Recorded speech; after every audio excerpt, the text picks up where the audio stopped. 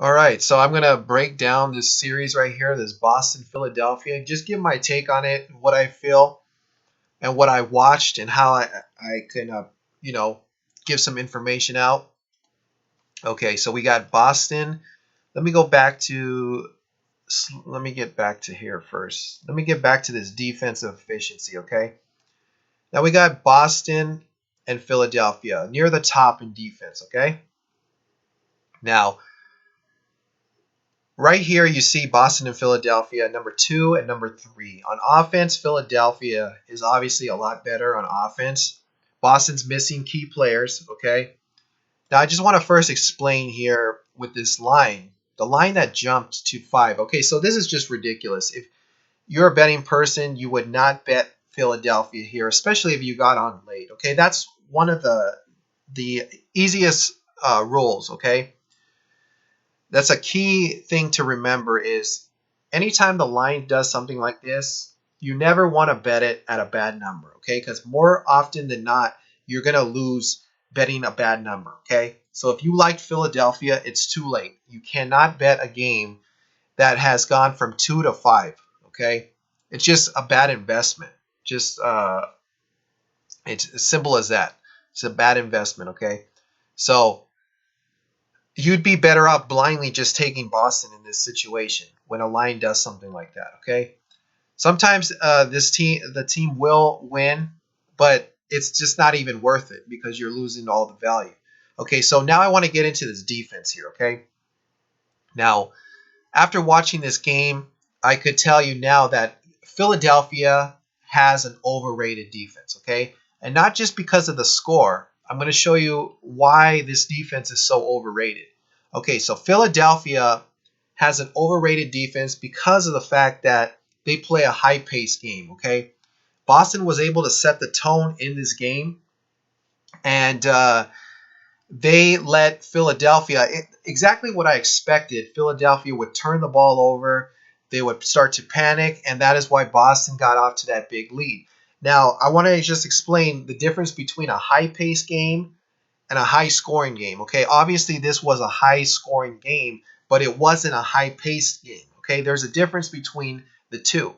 Now, the reason why Boston shot this well is because they were getting a lot of open looks, and that was due to the exposure of Philadelphia's bad defense. Now, the reason why Philadelphia, I'm saying, has a bad defense, even though it looks like they have a good defense here, well, after looking at this game and going more in depth into it, Boston is near the bottom in possessions. Okay, so in the very limited amount of possessions that Boston gives a team, they have a very efficient defense. Okay, that's a very true defense. Those are the defenses that I respect, that I like to go and bet with.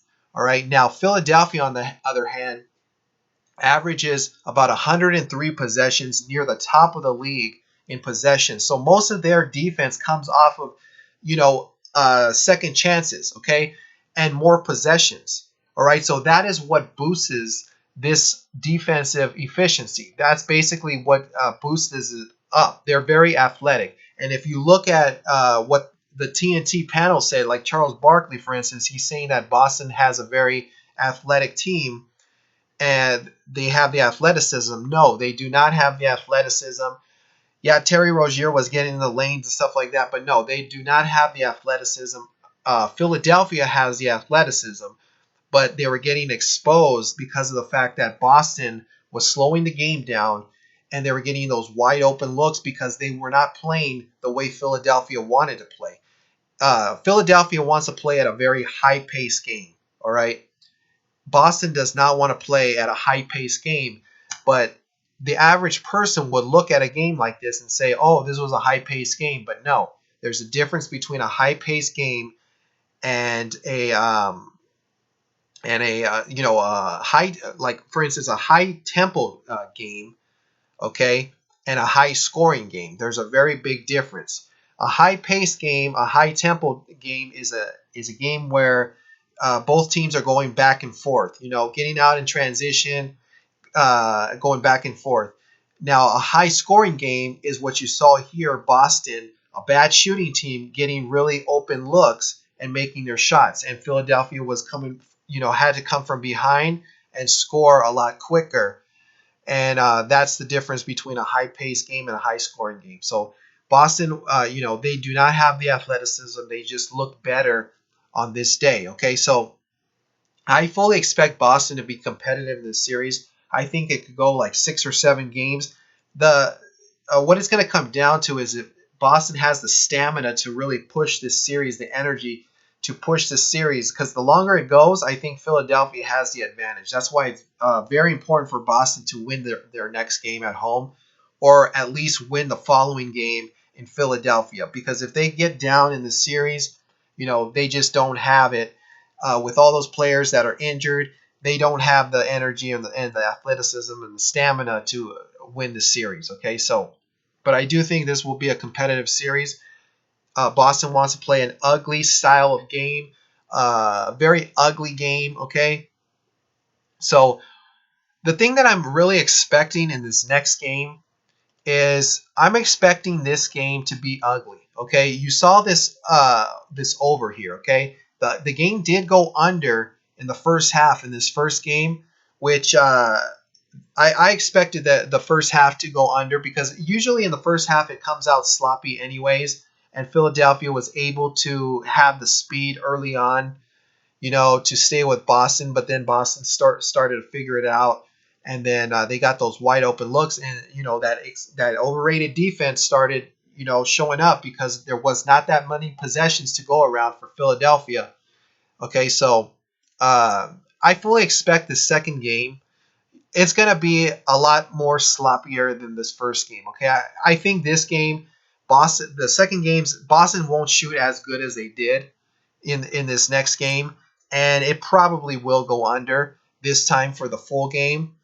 Um, you know, I probably would stay away from it, but I think this second game would go under the full game, and Boston won't shoot as well either. So, I'm just giving out some information here.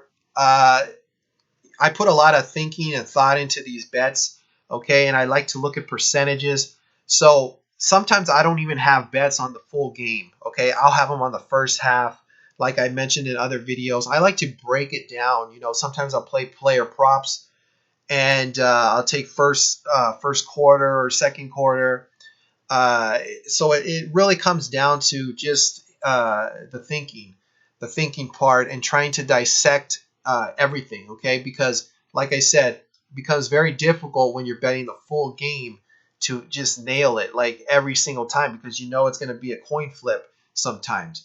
Okay, but yeah, I do expect this game, the second game, I do expect it to go under. I definitely don't think it's going to be Boston's going to score 117 points. I definitely think that Philadelphia will make adjustments in this next game, and Boston will not score 117 points in this next game. Okay, so we will see what happens in this next game. And as you see, like I mentioned, this line went from 2 to 4.5, 2 to 5. It's just a bad investment here, guys. If you're a betting person, this is just a terrible investment betting on Philadelphia here, giving 5 points, and it's a terrible number. See, that's the thing. You have to understand where these numbers open at, because you can get sidetracked by just looking at the closing line. You have to understand the open line. The open line is very important, because if the line moves too much against you, you're always going to be betting on a bad number. You'll never make money if you don't know where the open line is. Okay, so just wanted to give my take on this Boston Philadelphia series. Remember, I do think that Philadelphia has an overrated defense. This team, Philadelphia, is not really that much better than Boston. Even without those players, they're really not that much better.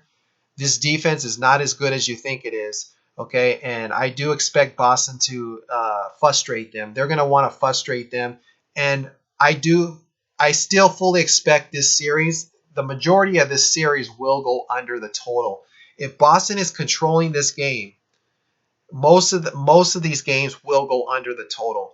Okay, depending on how they shift the lines, though, because depending on what they move these lines to. Because if you notice what happened in the first game, okay, This first game right here, this opener, the under opened at 210. Okay, so people were thinking the same way. See, that is why this is what it comes down to. Okay, so people that put out picks like handicappers, these so-called handicappers, okay, that want to sell their picks. This is what you have to understand about these handicappers. Okay? If handicappers are selling picks, I'd say 2 days before a game even starts, you know that they're frauds, okay? Because of the fact that if they were really smart handicappers and investors, they would tell you about line movements, okay? And as you saw here, that is why I don't like to put out picks, because when the lines move against you, and I had another poster on here that I went back and forth with telling me that I can't shift lines, okay?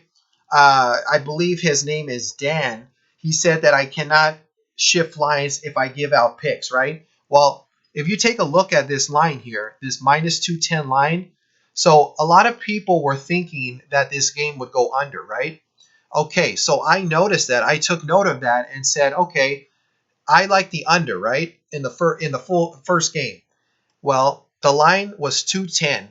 Then I wake up the next morning or a couple days after that, and look what happens. The line goes to 205. So you know what that tells you is the people, the majority of the public, the so-called handicappers, the bettors that sell you your picks 2 days before, okay, and they don't concentrate and give out picks like I'd say about an hour before the game, okay. If handicappers that give out picks about an hour to 30 minutes before a game, those I trust more than handicappers giving it out 2 days before, okay? Because those are the people that understand line movements and understand what the public is doing. Okay, so you got 210 here. The line goes from 210 to 205. So right there, that tells you all the public is taking the under in this game. You lost 5 points by taking this line at under 205, so the value's gone. Okay, so what I tell you about that, you never bet on a bad line because you will lose. That is why this game went over the total. So that is why you would stay away. That is why I cannot give out picks before the game starts. Okay, I would have to give out picks like 5 minutes, 10 minutes before the game starts because I would be afraid of the line shifting so much back and forth. Okay, that is the way a real handicapper would do it. You know, put out videos or give out picks 5 minutes before. If I was selling picks to people, I would put out my picks 5 minutes before. But you know how much headaches that would bring? Like, it's just too much of a hassle putting out picks 30 minutes before a game, you know, to make sure that that line never moved or shift against me. It's just too much headache. So that is why you have to understand how to do this stuff on your own. Don't rely on any handicappers because, like I said, I just showed you right there, this line moved 5 points toward the under. So you lost all value. That is why Boston took this game over. First half was a great bet because if you did the actual handicap, you could have taken first half because one half's going to go under. All right, so but like I said, the line makers, Vegas likes to they concentrate more on the full games. They want to make their money on the full game bets. Okay, that is they don't care too much about these first halves, these quarters, and things like that. Okay, so that is it for this video. I'll be making another video on the Cleveland Toronto series shortly. So thanks for watching this video. Comment, rate, and subscribe, and I'll see you then.